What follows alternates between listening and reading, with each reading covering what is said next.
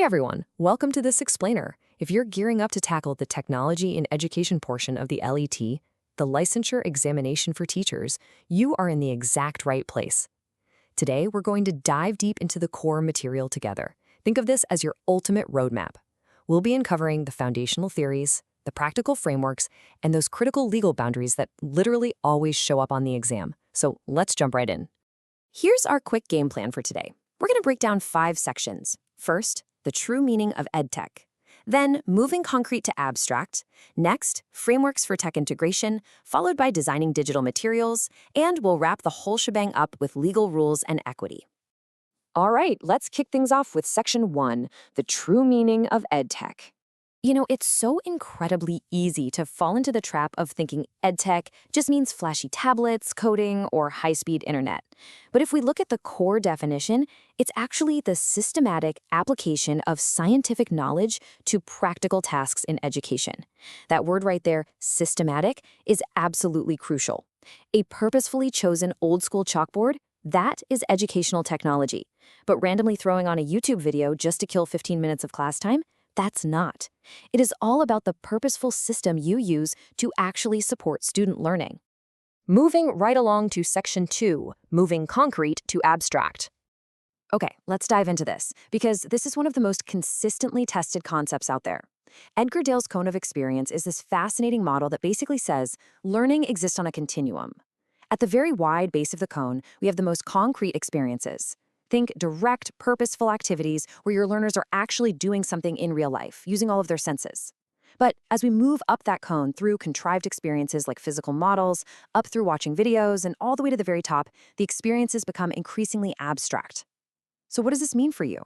Well, the higher up the cone you go, the more abstract the experience gets, which means your students are going to need way more prior knowledge just to make sense of it. Take a look at this really vivid contrast to put things into perspective. On one hand, we have a direct, purposeful experience. Imagine a student actually planting and tending to a real physical garden. They're touching the soil, they're smelling the plants, they are fully engaged in real life. That is firmly at the base of the cone. Now compare that to verbal symbols, way up at the very apex. This is a student simply reading the word plant, written in chalk on a board. This contrast perfectly highlights why a teacher who just stands there, lecturing with words, is operating at the most abstract and honestly the least retained level of learning. Interestingly enough, Jerome Bruner's theory hits the nail on the head by mirroring this exact same concept, just using 3 modes of representation. You've got inactive, which is learning through action and physically doing things. Then iconic, learning through images and visual models. And finally, symbolic, which is learning through abstract words and numbers. Notice how perfectly this aligns with Dale's progression. Inactive is your concrete base. Iconic sits right in the middle, and symbolic is your abstract apex. Natural instruction should always progress from doing to seeing, and finally, to symbolizing. That brings us right into Section 3, Frameworks for Tech Integration. When we look at practical models for planning lessons, the ASSURE acronym is a massive one. It stands for Analyze Learners, State Objectives, Select Media, Utilize, Require Participation, and Evaluate. But listen, 2 of these steps immediately stand out as critical pitfalls in real-world teaching. Step 1, Analyze Learners, which means actually figuring out their entry-level skills before you start, and Step 5, Require Learner Participation. Passive viewing just doesn't cut it. Students absolutely must actively engage. These 2 steps are frequently tested on the exam for a simple reason.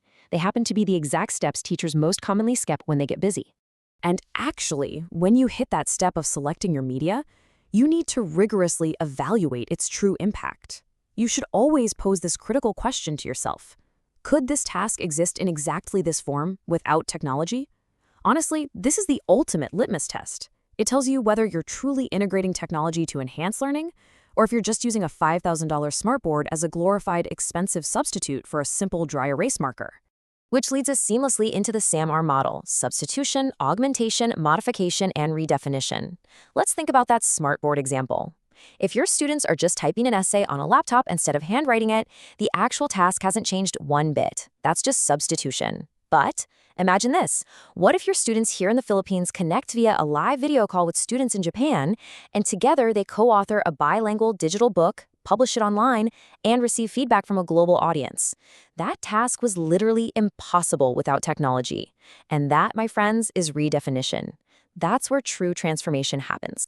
Now, right alongside SAMR is TPAC. It turns out just being a tech wizard, or on the flip side, being a brilliant subject matter expert, just isn't quite enough. Technological content knowledge is knowing which specific digital tool best demonstrates a complex idea. Pedagogical content knowledge is knowing how to psychologically scaffold and teach that subject. True TPAC, and this is the real power they test you on, is finding that sweet spot right in the overlapping middle. It's selecting the absolute perfect technology for the right content using the most effective teaching method. Okay, let's shift gears to Section 4, Designing Effective Digital Materials. For this part, we turn to the science of visual design, specifically Richard Meyer's multimedia principles. Let's chunk these cognitive rules out real quick so you don't overwhelm your students' brains. First is coherence. Cut the fluff. Those irrelevant animations and background music distract way more than they help. Next is signaling. Use arrows, bright highlights, and bold text to actively guide your learner's attention exactly where you want it. Third, contiguity. Keep related words and images physically close together on the screen so their eyes aren't bouncing all over the place. And finally, segmenting. Break complex, heavy lessons into smaller, learner-paced chunks. Words and pictures combined are incredibly powerful for sure, but only if you purposefully remove all that extraneous, distracting material. When you start applying these exact design principles, it completely transforms the teaching space. Take the flipped classroom approach compared to the traditional classroom. Traditionally, you stand and lecture in class, and then the students go practice alone at home, right? Well, in a flipped classroom, students consume your beautifully designed multimedia content at home. This frees up all that highly valuable class time for active application, deep problem solving, and peer collaboration. It literally shifts the educator from being a simple deliverer of information to an active, highly engaged facilitator. And finally, we hit Section 5, Legal Rules and Equity. Listen, this section is your real-world sandbox, and it's where the exam really tests your ethics. When you're operating in the digital space, these 3 Philippine Republic Acts are absolute and non-negotiable. First, RA 8293 is the intellectual property code covering copyright. Using limited portions of a text for education? Totally fine under fair use. Distributing full pirated textbooks? Huge violation. Next is RA 10173, the Data Privacy Act. Posting your students' grades or photos publicly without their explicit consent breaks this law, period. And finally, RA 10175 is the Cybercrime Prevention Act. Failing to protect student data is a direct violation of these legal boundaries, so you have to know them cold. Now, navigating all of this practically reveals some really clear standout tools for the classroom. For learning management systems or LMS, you have robust platforms like Moodle and Schoology. For real-time, highly engaging formative assessments, you might use something like Kahoot. For digital collaboration, Padlet is just excellent.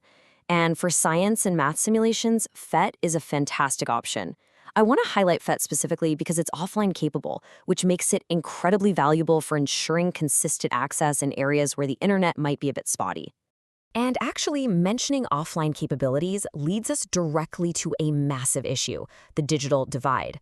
This is that stark inequality in who actually has access to technology. EdTech must never, ever deepen these disparities. Some practical, ethical responses include utilizing those offline applications, designing group activities meant specifically for shared devices, applying Universal Design for Learning, or UDL, to make sure lessons are accessible from the very start, and bringing in assistive technology for learners with disabilities. Ensuring accessibility for all your learners is a core ethical responsibility. To tie a neat bow on our legal and policy discussion, let's look at the broader Philippine policy context. DepEd Order 42, Series of 2017, clearly outlines ICT integration in daily lesson logs. Meanwhile, the DICT, under RA 10844, handles the national digital infrastructure. But perhaps the absolutely most critical policy for you to note today is the Philippine Professional Standards for Teachers, specifically Domain 4.5.